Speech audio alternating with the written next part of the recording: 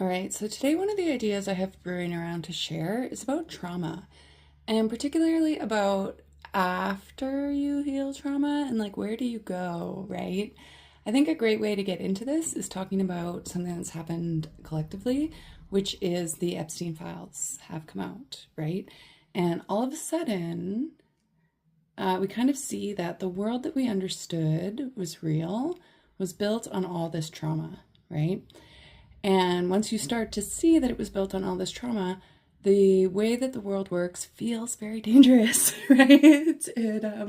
You might have a hard time like revisiting the movies that you loved in the 90s, or, going back to your family dynamics, or, participating in beauty standards that require you to not age, right? Because that sort of feels like it's built on this trauma that we see now.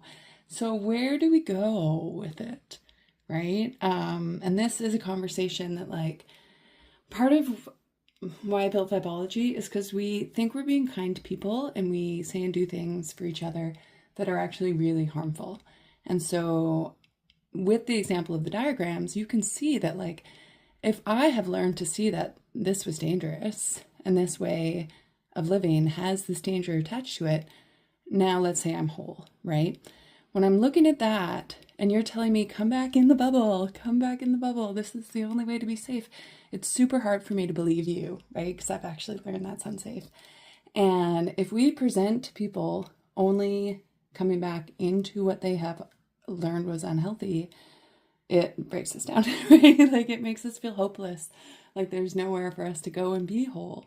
That there's two options, which is living alone or going back, numbing yourself back into the way that things were, which also included all this trauma, And so to go back to the idea of the Epstein files, now almost everything that pitches this beauty standard, which is not aging, feels really dangerous, right? And I'm I can't take that in because that idea of how to be safe is connected to this trauma.